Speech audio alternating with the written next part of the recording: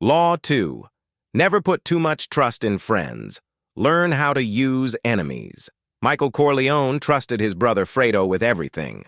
Family loyalty, blood bonds, shared history.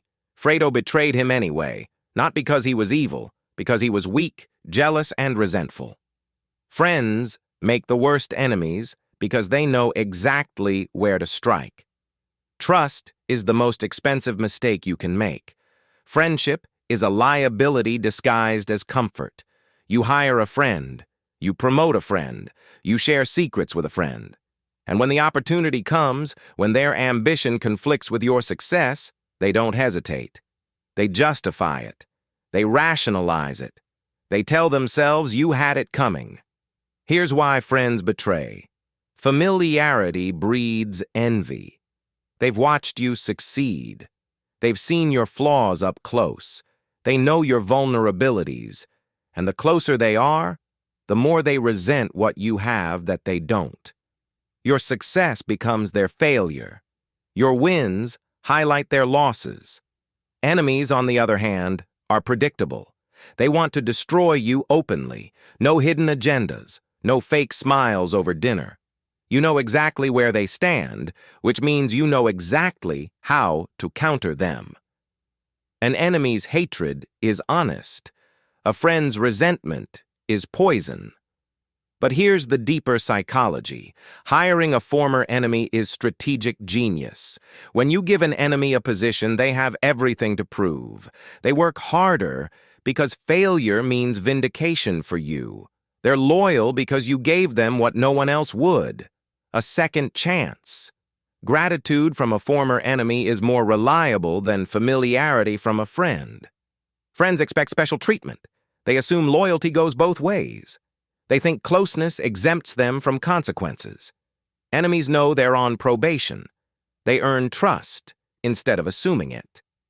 The brutal truth? Keep friends for leisure. Use enemies for work. Abraham Lincoln understood this perfectly. When he became president, he didn't surround himself with friends and allies. He built what historians call the team of rivals. His cabinet was filled with political enemies, men who had fought against him, mocked him, campaigned to destroy him.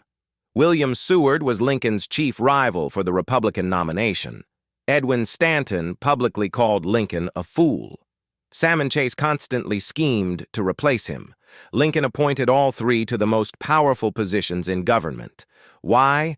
Because they were competent, ambitious, and had no reason to coast on friendship. They performed or they were exposed.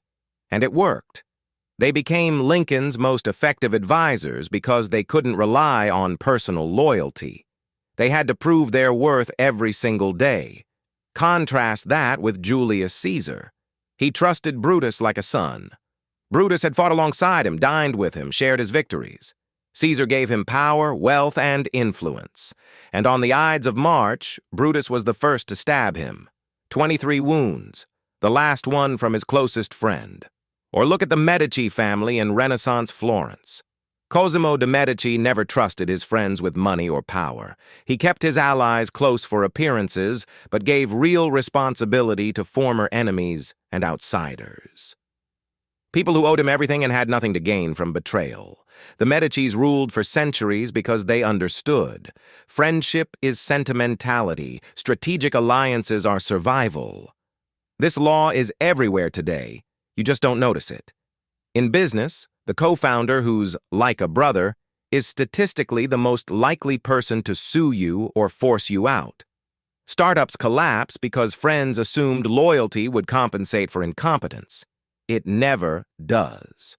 In corporate environments, promoting your friend creates resentment in the team and entitlement in the friend. They stop performing because the relationship feels secure. A former competitor you hire? They work twice as hard to prove you made the right call. In relationships, oversharing with friends gives them ammunition. The moment the friendship sours, they know exactly what to weaponize. Your secrets become gossip. Your vulnerabilities become jokes. Even in politics, watch how power players operate. They don't stack their teams with college roommates. They recruit talent from rival campaigns, opposing parties, former critics. Because competence beats comfort. Results beat familiarity. The smartest move? Keep your inner circle small and paranoid. Give real power to people who have something to prove, not people who assume they've already proven it. Friends betray because they feel entitled. Enemies serve because they feel indebted.